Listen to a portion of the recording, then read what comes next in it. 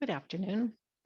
I hope you're doing fine on this November 24th day. I'm here again. This week I'm speaking every day, Monday to Friday, about Illuminate. And Illuminate is my women's program that begins in January.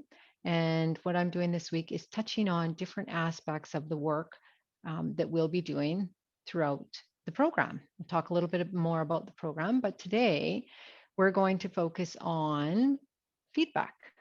And so this is important because as leaders, or just in life, we're dealing with feedback all the time. But sometimes when we have feedback, we don't perceive it as feedback. We don't think of it as feedback.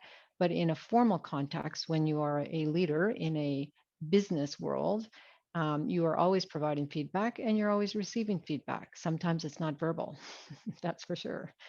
So today I wanted to talk about that because that's a piece of work that we will be doing in depth discovery around when we are in Illuminate in the new year.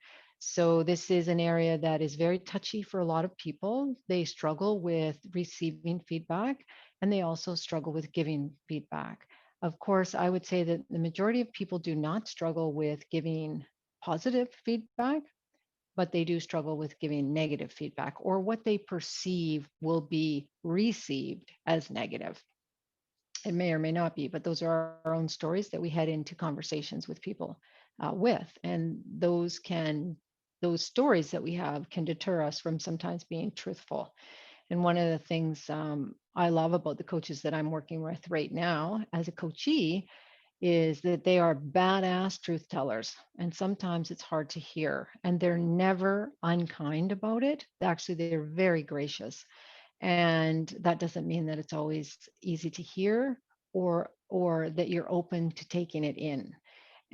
So I'm no different than everyone else. We have our own challenges around giving and receiving feedback. One of the things I'd like to say up front is that for those of us, when we talk about feedback, we usually are thinking about it in the vein of negative. So when people give you positive feedback, we don't usually have much conversation around that. But what I'd really like you to notice, as you may already have great self-awareness about this and you may not, is that when how you receive compliments is directly connected to how you will receive um, positive feedback. So oftentimes, for those of us who don't receive compliments well, we don't believe positive feedback because, again, it's a reflection of our own thoughts of ourselves. And if we don't think highly of ourselves, we will tend not to believe um, the high praise that others may give us. And it's because we don't believe it about ourselves. So, in the coaching world that I work in and practice in, it's really interesting to notice when you give people positive affirmation, lots of times they don't receive it well, they can't receive it graciously. So notice that about yourself too, because it's not just about negative feedback or what we perceive as something is wrong with us or we've done something bad or improper. Really notice how do you receive the positive as well as what you perceive to be negative. So, what is feedback anyway? So, feedback is what others tell us about us or we tell them about them. And it's based on our experiences of working together, excuse me, or being with one another. It's about us recognizing the effect that we have on them and vice versa. Excuse me. So, what we say and how we say it impacts other people, regardless of, even if that's our intent. We may like the feedback and we may not, as I said, but being open to it means we actually want to hear their truth. And it may not be our truth, but often again, we have blind spots, so we might not see what they see. And their truth is their truth, whether we like it or not, even if it's uncomfortable or even if it's comfortable, which comes back to the positive feedback. And as leaders, what I think is so critically important is that we are in positions of authority. So if you're with your children, you have a position of authority. If you're the direct supervisor of people, you have authority. It's positional authority, but what's really important to remember is that we set the landscape for whether or not people will tell us their truth. So if we are resistant to hearing feedback, people won't tell us their truth.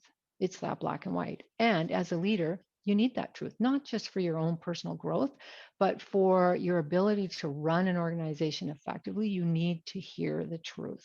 You ought to want to, even if it's not, even if you don't like it.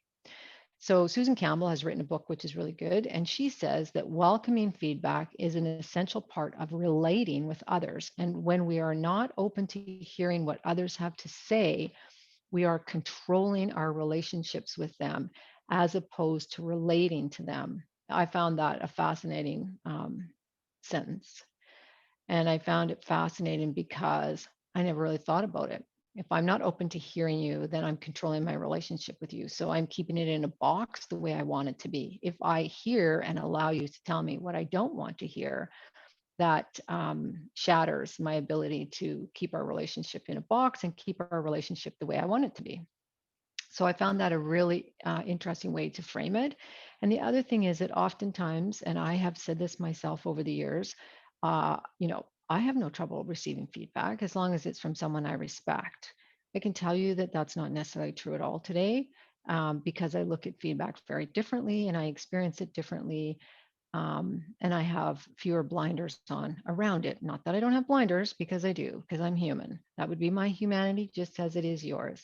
But when we say that we don't really care what somebody thinks, that is the ultimate of arrogance, really. When we say, well, I don't respect that person, therefore I don't have to hear what they say, therefore I don't like them, um, is really arrogant because oftentimes those we don't like are really people like ourselves. So we are shutting down the dark side of them, which we also usually have within us, that we don't like about us. So what I have learned is that oftentimes it's those that I don't like that I need to listen to even more and be even more open to hearing what they have to say. I don't have to like it, but I do need to hear it because it's probably reflective of something I have some awareness of in myself, but I don't really want to look at it.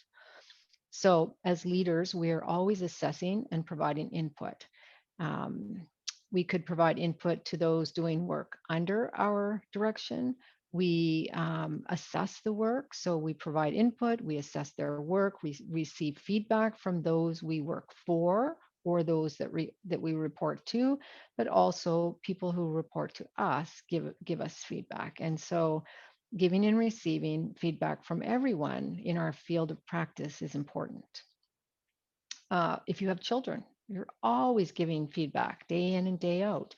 And that's critically important because how you relay information and feedback to kids is how they're going to develop and frame their relationship with feedback as they grow into adulthood. And I know from working in the sports with children, um, when they're little and you're working with them and you're, teaching them and training them to do things differently, there's oftentimes there's more kindness, but maybe not. I recognized when I was working with young women, young girls in the sport of figure skating, when they were 9, you could say XYZ to them. And when they were 12, you could say XYZ to them, which was exactly the same as when they were 9. And everything is personal, everything. So, young adults or young adolescents um, are in a phase of development that feedback is almost harder for them to hear than when they're children or when they're grown adults. But what's really critical is to recognize that how we provide feedback to children is the relationship that they're going to build with feedback as they move into adulthood. So it's a really important place to notice, and it's also a really important place to practice. So for me, what comes back to, I talked about teaching young people, but as an athlete, from the time I was 6 till the time I was 19, I was heavily involved in the sport. Most people who know me know that. I was a figure skater. I was a national level competitor. I left home at 14. It's a very critical sport. In most sports are like you're always trying to be better. So I built a relationship with feedback that was very critical. My perception of feedback was that it was critical. So it was analytical and it was critical and it was telling me I was doing something wrong. That's the story that I took in and grew up with. And so being self-critical has been something I've had to work really hard to try and reverse because it has not served me as an adult. And also in that sport, constantly trying to attain perfectionism, which is not possible, also made my relationship with feedback as an adult more difficult. So I know this is not just me, and it's not just because I was in the sports. I think that sometimes mine might have been over enhanced because of the critical reality of the sports world. But I've worked with lots of people that haven't had that background, and perfectionism is very common amongst women in general. Not healthy for us, not healthy for anyone because there is no perfect. Of course, we should, always strive to be our best, but perfection is not attainable. Improvement is, growth is, perfection is not. And so I really have a different relationship with that today. But all coming back to feedback, that's my history of feedback. So that has been my struggle as an adult. Um, Let me see here. I've just written us some notes. So I've written down here, yes. So, learning how to manage feedback differently because um, when I was younger, as with most people, we tend to take it personally. So, what does it mean about us? We create a story that it means something about us personally, rather than, I might be doing something that's not working. I might have written an assignment for my supervisor that needs some work or some adjustment. It becomes personal. It becomes, I'm not good at this.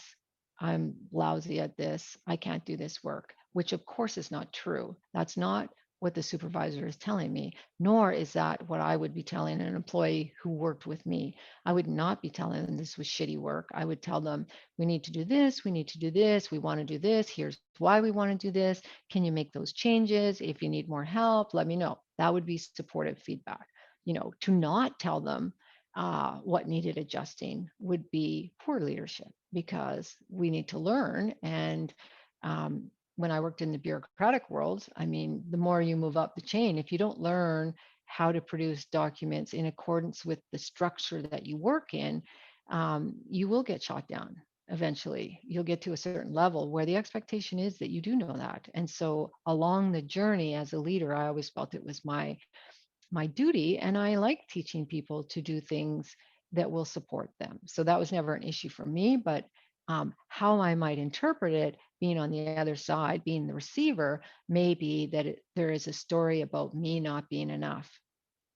So, what I recognize when I provide feedback to others and it doesn't land well is that I can read this in their body language. So, the more you're in tune with your people and you notice and you care, you can usually read it in their body language. They might tighten up, their slouch, cross their hands like this, and it's like shut down, right? Because they are resisting what is being provided, and I can usually see it in their eyes. Sometimes people will well up with tears.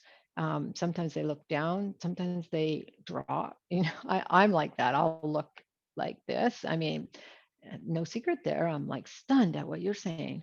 Um, and oftentimes I can hear it in someone's voice. So they might be shaky, they might be quieter, they might get louder, they might talk fast. Just notice those kinds of changes. It might help you start to read your people more effectively when you're providing feedback. And of course, I really think it's critical to have conversations about feedback and get a sense of what their journey is, what their relationship is with feedback. um, and when you're coming from a place of really trying to help people and you deliver whatever it is you're delivering um, with kindness and caring and you're collaborative about it, people are less likely to be so resistant, um, or even if they're resistant, they may be more capable to walk away and allow it to register after they leave a room with you. Um, so one of the things that I noted is that over the course of my life, that when I felt I might be seen in a negative light, my default response was to be defensive. Today, I can see most times my defensiveness is connected to needing to be right or external approval. So that's not changed. What's really changed is not that I need to be right, because I know I'm not right all the time by any means, but it's in relation to the environment as well. It's hard to be receiving in front of other people. It's hard to be receiving when it's something that you really, you might be in denial about. But for me, it where I have found it, and it's interesting because right now I'm in a coaching program, and myself and another colleague are in this leader role where we are actually working to enhance our leadership. And part of this program, it has 12 people in it. And so when my colleague and I are leading a session, the coaches that run this program are consistently, constantly interjecting. So in the moment feedback. And what they are doing is fabulous from a training perspective and a learning perspective. And on the other side of the fence, which is where I'm sitting in this room when they interject and provide feedback, is a sense of um, well, the ego is hard because I know everybody is witnessing this. So the other 10 members of the group who are not in this leader role are witnessing um, the feedback. And if my perception is I'm doing not doing a good job, I think what bubbles up for me the most, because I've been thinking about this a lot. We did a session a couple weeks ago, and I felt much more comfortable in that session than the first session. In the first session, I felt really much more stressed, much more uncomfortable. Um, and in the last session, I felt much better. Wasn't, and I got probably more feedback in the second session, but I was more comfortable with the process. And but when I noticed I felt really uncomfortable, it was related to feeling embarrassed. So again, I think the underlying is made a mistake, didn't do it right, not good enough. And then the feeling I had around that was feeling embarrassed in front of my colleagues. And so, when you experience that, it really helps you shift how you show up when you're providing feedback to others. And so I have yet to meet people that are just, piece of cake, man. Give me some feedback, no matter what you're grew up with. We're human beings and we are fallible, and we spend a lot of time covering up our fallibilities. So what's important, and the reason I tell you this story about where I'm at right now in this program, is that it's really bringing to light my own relationship with feedback. And so that's the work that we will do in Illuminate, is really help. My role will be to help those that are in this program really understand their own relationship with feedback. And as leaders, this is going to make a huge impact on them and how they show up moving forward as receivers of feedback, but also as providers of feedback. The transformation will be notable for them. Absolutely. No doubt about it. Um, let's see here. Looking at some of my notes. Oh, yeah. So I wanted to touch a bit on a 360. So many of the people that I work with in the corporate environment have done a 360, or if they haven't, that's a telltale sign in and of itself, because most people that are at senior levels that are into personal growth, or they've actually had it requested upon them that they are required to do this.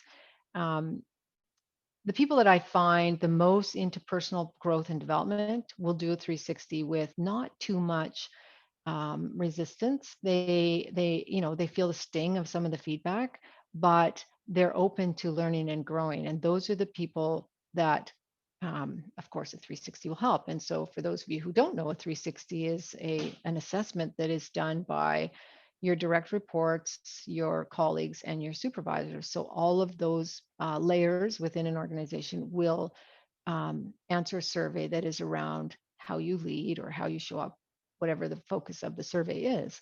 And you might be a service provider in a company, and it'll be all around, your quality as a service provider. But in the corporate world that I work in, it's around leadership 99% of the time. And how do you relate to others? How do you interact with others? Are you collaborative? Are you, conflictual? what is going on with you? And what's most interesting is, in my experience, was to really notice the difference between sometimes the feedback from my direct reports compared to my colleagues. And then, of course, again, differentiation between my feedback from my supervisors. And that's really fascinating because you can really see the difference in the relationships you have with those people. Because, first of all, my direct reports would know me on a much more personal level than a lot of my colleagues. And then my supervisors, most of them would definitely know me on a different level, on a more in-depth level than my colleagues as well. So the last couple 360s I really noticed a difference between the feedback from my colleagues and the feedback from my direct reports and my supervisors. So, from that, the last one I did, what I really recognized was I really needed to grow and enhance my relationships with those on my colleague level. And depending on the work you do, that may take more energy or less energy. Um, it just depends what your role is. But that kind of information is really valuable. And lots of times we don't want to look at that, which is really about um, being uncomfortable or being fearful. I think being fearful quite often shows up. For sure, it's uncomfortable. And that's part of the reality of being a leader. You're constantly, I'm going to say, criticized. It's like you can never please everybody. Absolutely. So it's like, well, what am I doing from an organizational level that really needs to shift? And what am I doing on a personal level that I might want to shift? And 360s can be helpful. They are not the all, what do they say? The all and be all, but they are helpful if you're open to hearing what other people have to say. So, one of the things to notice about yourself as a leader is that if people rarely give you feedback about your behavior and how it affects them, you want to ask yourself why. Why do people not tell me what they see or do? Even if you know that you have behaved in a manner that isn't kind or appropriate. Most of us have done that in a state of overextension or stress. We've done things that we shouldn't have done or regretted that, how we showed up. And if the people that you work with never provide you with feedback, you might want to look at that. And if you rarely ever ask people for feedback, again, what's that about? When I used to do my annual report, we had an annual assessment that we were evaluated by our supervisors, ourselves, etc. I always asked my direct reports to provide me written input that I submitted into my evaluation, good, bad, or ugly. And what that did was uh, open me up to what may not be positive, but it also allowed them to voice how they were being impacted by my leadership. And it was super helpful, always learning, was not always perfect. But I felt proud as a leader that I would do that because most people don't. And it can be scary because you might get what you don't want. Now, you didn't have to put it in your evaluation report if you chose not to, but anyways, that's a case of being open to hearing about the impact that I had had on those employees. And it was important to me because for me, not for all people, but for me, one of the greatest things I loved was working with my employees to grow them. Now, I have, ended up being a coach in a professional realm, so it goes hand in hand with my interest, but that was the greatest reward, was to see my people grow because I like to grow. So, a couple things to end on is that if practices, so practices for receiving feedback. First of all, when you get feedback, try and pause so you can take it in. Oftentimes we react right away, and usually we react to something that's made us uncomfortable. And so it could be positive feedback too. Don't forget that. But pause and take it in. Notice what you're thinking. Are you agreeing? Did you automatically discount what you heard, positive or negative? Like, did you just write it off? That's not true. So this is your story in your head. So what is your self-talk? And is your self-talk defensive or angry or sad or excited? Remember that you don't have to agree with the feedback. Nobody says you have to agree with it, but you do need to hear it. And the reason you need to hear it is because, as I said earlier, that is their truth. And their truth tells you how you're showing up is impacting them. So, whether we like it or not, if we are really going to grow as leaders, we do need to hear it. And oftentimes, people like myself will correct that use of the word need, because the truth is, you don't have to do anything. But if you really want to grow as a leader, you need to hear it. Again, remember we have blind spots. We can't see what we don't see. And sometimes those pieces of feedback, knock us up the side of the head because they reveal a blind spot. And it's so we may not believe it because we can't see it. But that doesn't mean it's not accurate. So I leave that with you. Notice your physical sensations. Do you stop breathing? Do you feel hot? If yes, is that fear? Is that ego? Is that related to feeling embarrassed? Remember, I talked about that. For me, that's often the case. I feel embarrassed. I haven't done a good job. It's always related to not enough somewhere in there. And then you practicing for replying to feedback. So we just talked about receiving feedback. So now replying to feedback, again, pause and take a moment. Let it sink in, whatever was said to you. Keep it simple. Do not ramble. Oftentimes, when we're nervous, we talk really fast and we want to get out of the situation we're in. So somebody gives you feedback, it's like, eek, and you start rambling because it's just the way you respond because you're nervous.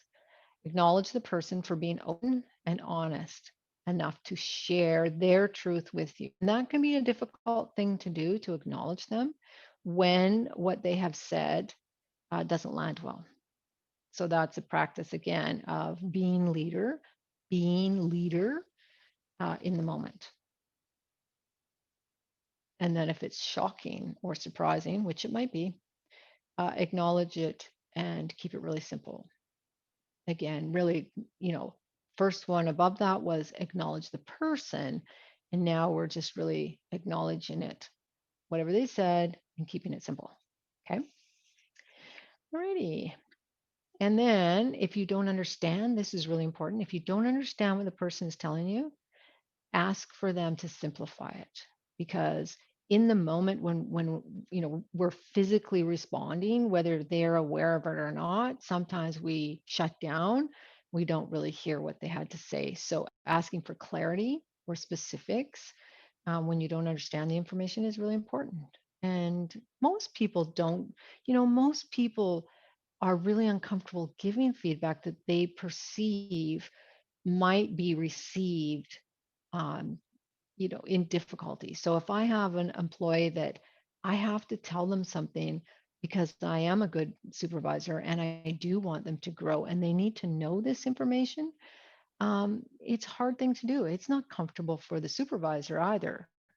For most people who have any compassion and care struggle with giving the feedback as well as those that might be receiving it. So it's really important to remember that as a leader, that we have our own discomfort in giving that feedback, as well as, especially when we know the recipient might not be too happy with us, because our social self wants to be liked, wants to fit in, wants to be the good boss, wants to, like have our people say, yeah, Heather's a great boss, versus our our leader self, which is sees the bigger picture, knows that the employee needs this information to actually be better at their work, for them to progress up. If they have dreams and visions of moving up in a corporate environment or doing different work in an organization, we're actually serving them by giving them the truth. How we do it is really important, but we are actually helping them sometimes by giving them information that they may not like. So, of course, the more open, calm, and receptive to hearing we are, the more others will share with us, of course, right? So, if I don't hear, if I shut you down, eventually you're not going to come and talk to me because I'm not open to it.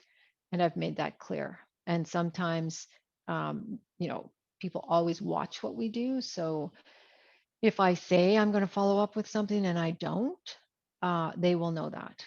And that will affect my relationship with them as a leader. And they won't bother to coming to tell me something again along those same lines because they don't think I'm going to do anything with it. And I've heard that a million times in organizations. Why bother? Nothing ever changes. So as a leader, I'm really conscious of not committing to what I'm not committed to. So if I say I'm going to do something, I'm going to do it because I've committed to that. And that is what integrity is. All righty. So I have some final questions for you. I'm going to leave you with this today, and then I'm just going to give you a couple of little items on Illuminate. But here's some questions. I have 4 questions for you. So you might want to write these down. One is, how do you relate to feedback? 2, what do you tell people about feedback when it comes? So this relates to how do you react or what you say when you get feedback. Do you say, oh, yeah, I'm good with feedback? I hear what you're saying. Do you nod your head? Um, or do you just, do nothing? You look like this, and in your head, you're saying, screw you. I'm not listening to you. Like, just really notice what do you tell people about feedback when it comes. I often see that where it's like, yeah, yeah, yeah, yeah, yeah, yeah, yeah, yeah, yeah. Haven't even finished giving the feedback, and it's like, yeah, yeah, yeah, yeah. That is usually a discomfort reaction. And I totally get it. I've been there. But it doesn't land. It's like pushing it away. So the practice is to let it sit. And so the third question is, how do you avoid letting feedback really land in you and sit there? So what do you do? And if you don't, this is just about really noticing that. Really notice when people give you feedback. What goes on with you? What's in your head? What's in your physical response? What's the story you tell yourself that's in your head? Um, you know, are you hot? Are you cold? Are you thinking, oh, I screwed up? Like, just really notice. That's going to give you a different understanding of your relationship with feedback. And finally, how do you protect yourself from what's being given to you? And this oftentimes is relates to like they're an asshole, and what do they know? They're like these stories that we create. Um, are ways of protecting ourselves. So especially, for me, I mean, I can say, well, I don't have any respect for that person anyway. That's, something that, like I said to you earlier, I used to use that a lot. And that is a way to protect myself. And I will do that with positive feedback too. I'll say, oh, they say that about everybody. So I'll discount the positive feedback because I'm not comfortable with that either. Like if I'm doing that, that's why I'm not comfortable with it, or I don't believe it about myself. So I will say, they say that about everybody, right? So just notice what goes on for you, because those are the things that will help you shift how you show up in receiving and how you show up in providing feedback. And on that note, that's a little bit about feedback and some of the areas of the work that we will do in Illuminate for those that join us in January. And just to give you another sense of what that means. So we run from January to May, so it's 5 months. And there's a total of 30 hours of coaching. 10 of those hours are one-to-one with me, and then 20 hours are in the group. So group work, not just coaching, but group work around how we're showing up. It's a program, only 8 seats for 8 women that really are leaders in their own right. already, but they're really looking to shift themselves to that next level. And I don't mean a position as far as a job, I mean who they be as leaders. This is not about your position. This is not about a hierarchy. This is about, how does Heather show up as a leader in her life? What's working? What's not working? Where would I like to shift? What's in my way? Why do I not be the way I want to be? Why do I hold back? Why do I not get on the court and play full out? Why am I afraid of making mistakes? All of that is areas where we're going to dig. And so it's called Illuminate for a reason. It's an intentional name, and the name reflects shining the light within. Um, the answers to our growth are inside. They are about recognizing who we be, how we show up, and where we want to shift. So this is about personal transformation as a leader in your life, and transformation is about creating your best self. So today, for me, it's about really being true to who I am, not doing what I don't want to do, being honest with what matters to me, as honest as I can. Sometimes, I have barriers up there like anyone else. Um, and it is about cracking those barriers and those, digging for those hidden jewels that actually will bring you the greater successes that you're looking for. And I don't know what those are. They might be money, they might not be, they might be better relationships with people. Whatever it is, you're going to develop a plan. You're going to focus your energy for 5 months on the areas that you want to play differently in, so that you can shift how you're showing up as a leader. So again, that's it goes from January to May. It's 30 hours of work as a team. It's for women who really want to support other women, and it's intentionally small because it is about personal growth. I want to create a vessel of safety, not always comfort, but safety, trust, love, and compassion for one another as human beings, because this is about leading from our humanity. That means the good, the bad, and the ugly, and bringing it all to the table so that we can see who we really are in our full scope, and from there move ourselves forward. So that's what I want to tell you. And if you want to connect with me, you can connect with me on LinkedIn. You can connect with me on my email, which is heatherbeaton@shaw.ca. And for those of you that know me, you've got my phone number. Anyways, on that note, I'm going to sign off for today. And I hope to see you soon. Remember, I'll be here tomorrow if you're interested in joining in. I don't know what the topic will be. I'll decide that between now and then. Have a great day.